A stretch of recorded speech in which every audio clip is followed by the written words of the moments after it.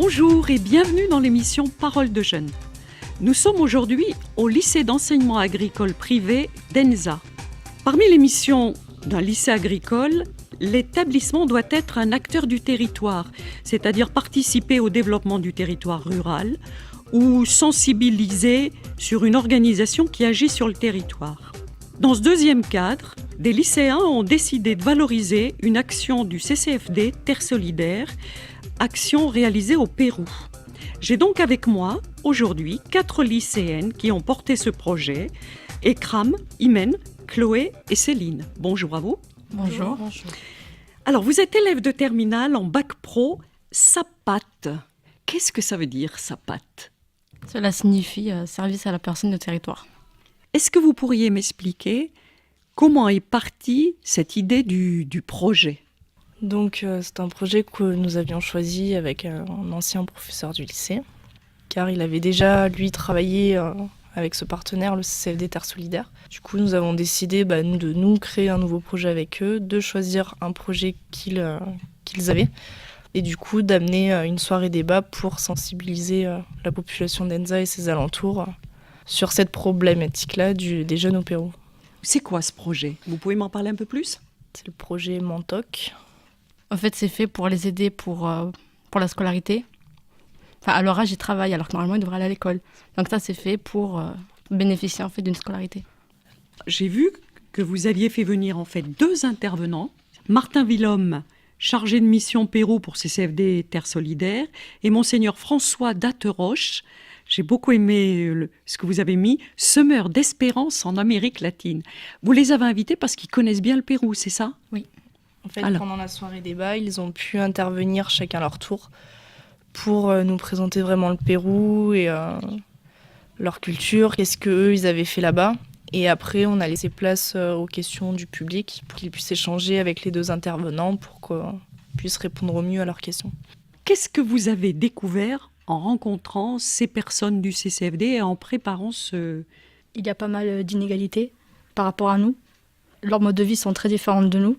Ils travaillent très jeunes et très tôt, et alors que nous, on va à l'école et tout ça. Et ça m'a un peu, sensibilisée un peu.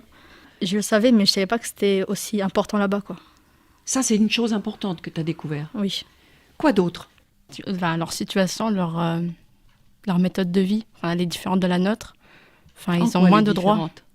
Par exemple, nous, on peut aller facilement à l'école, on a beaucoup d'aide, beaucoup de choses, alors qu'eux, c'est vraiment difficile. Il faut qu'ils aillent carrément travailler pour pouvoir aller à l'école. Moi, je pensais vraiment que l'accès à la scolarité, c'était facile un petit peu partout dans le monde, quoi. Que c'était donner une chance à des enfants de pouvoir étudier et pour avoir un joli métier plus tard. Je pensais pas que des enfants allaient travailler si jeunes au lieu d'aller étudier. Et, je pensais pas que le Pérou non plus était aussi pauvre que ça. Je pensais que c'était un pays beaucoup plus riche. Qu'est-ce que vous pensez de ces personnes qui s'engagent justement et qui vont passer du temps sur des projets dans des pays étrangers ? Je trouve ça très important et que c'est vraiment une aide nécessaire pour moi. C'est important pour vous ce qu'ils font ? Moi, je trouve que c'est bénéfique, parce que du coup, ça permet d'améliorer la qualité de vie des jeunes et qu'ils puissent les aider. Je pense que c'est positif pour eux. Est-ce qu'il y a des choses que vous n'imaginiez absolument pas ?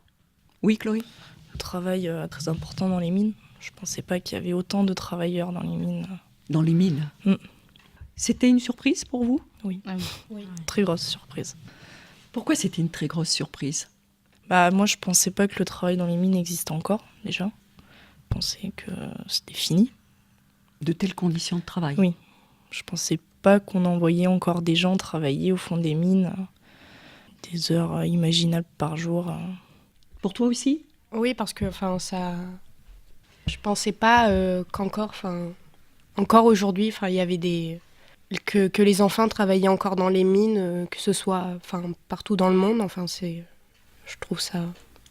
Qu'est-ce que ça t'inspire ? Tu trouves que c'est injuste ? C'est injuste, oui, parce que je trouve qu'il y a beaucoup d'inégalités en fait.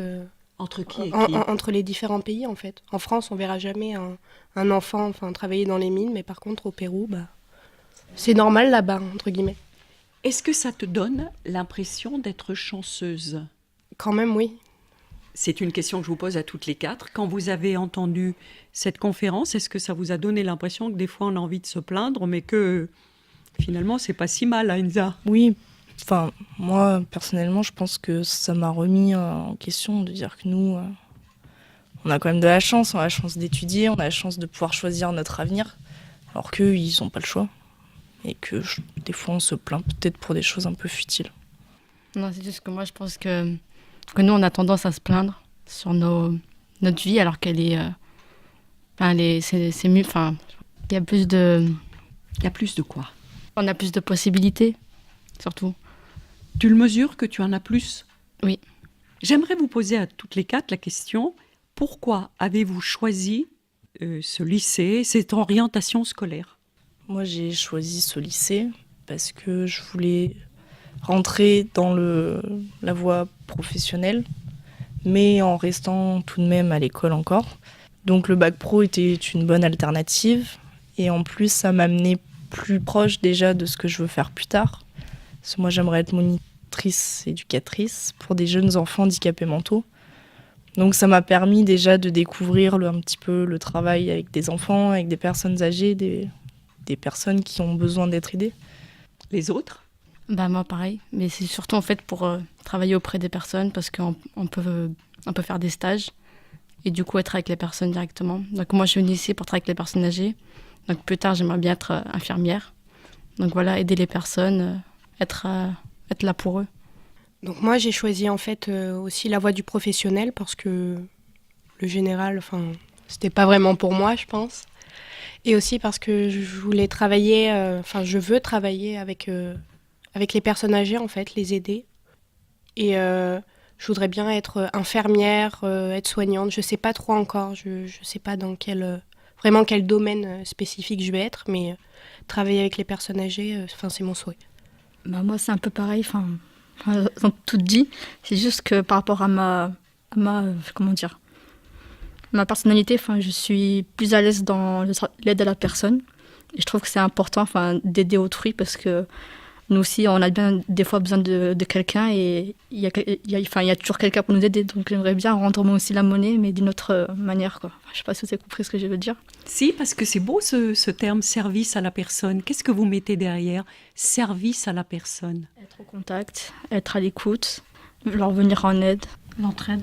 Et Kram, tu nous dis, on a parfois besoin des autres, donc à ton tour, tu aimerais pouvoir apporter de l'aide, du soin, du service aux autres, c'est ça? Oui, parce que j'aimerais bien être infirmière, et j'aimerais bien au moins faire une expérience, c'est vraiment personnel, mais de travailler dans l'humanitaire. Qu'est-ce qu'il faut comme compétence ou comme qualité particulière pour faire les études que vous faites et les métiers auxquels vous vous destinez? Il faut savoir écouter l'autre, faire preuve de bon sens envers les autres, d'être professionnel, quoi. Être humain, C'est quoi être humain pour toi? c'est de respecter l'autre. Vous me parlez depuis le début de l'émission de personnes âgées, de personnes en situation de handicap, des enfants. Ces personnes sont des personnes fragiles. Le respect, c'est important vis-à-vis des personnes fragiles? Le respect de l'autre, oui. Parce que nous, notre rôle est de les aider, mais sans non plus de diriger leur vie. Il faut avoir le respect de leur choix dans la limite du possible.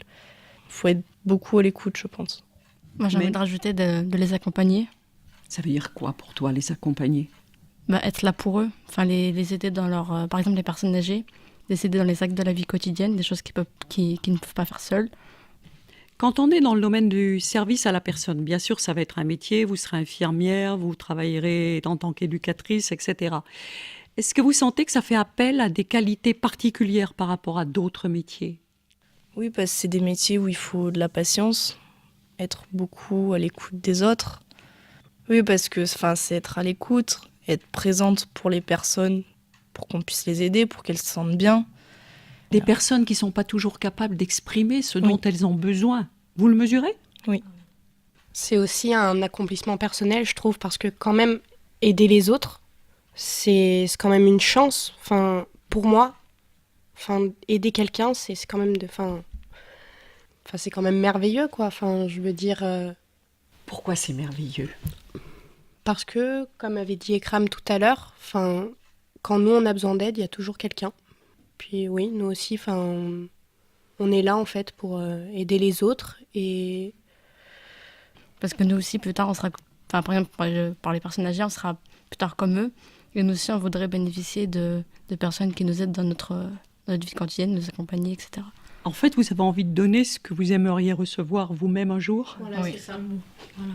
Oui, parce qu'on a tous besoin à un moment de notre vie, de quelqu'un pour avancer ou pour faire certaines choses. Donc c'est important de le rendre aussi aux autres. Qu'est-ce qu'on reçoit dans ces métiers? Pour faire un métier, il faut être assez passionné quand même.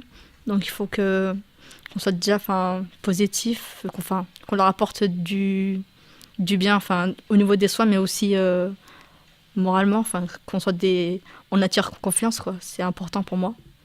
On reçoit de la gratitude, même s'ils nous le disent pas forcément au travers de mots. On a toujours un regard ou une expression sans forcément le dire directement, mais on a toujours un retour positif et c'est important, je pense. Oui, parce que les voir sourire, ça nous fait du bien, quoi. Donc c'est plutôt positif et bénéfique pour nous. Ça nous en est loin, le projet du Pérou. Merci beaucoup à toutes les 4 d'être venues au micro de Parole de Jeunes pour exprimer ce que vous avez découvert dans ce projet et comment vous vivez votre formation aujourd'hui, quel professionnel vous voulez devenir dans la vie. Merci à nos auditeurs encore une fois pour leur fidèle écoute et rendez-vous prochainement sur les ondes de RCF.